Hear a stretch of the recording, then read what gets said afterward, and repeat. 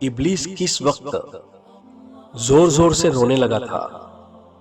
اے فتح مکہ کے وقت، بی غزوہ بدر کے وقت، سی آدم علیہ السلام کی تخلیق کے وقت، ڈی ان میں سے کوئی نہیں۔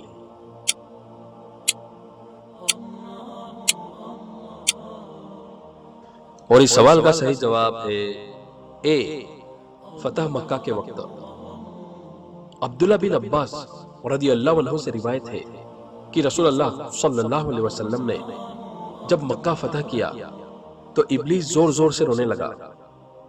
اس کے چیلے اپنے لشکروں کے ساتھ اس کے چاروں اور جمع ہو گئے۔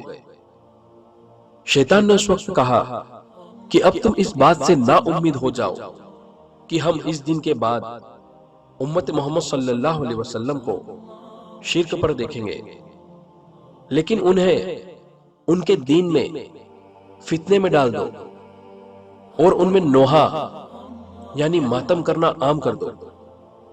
السلسلہ الصحیحہ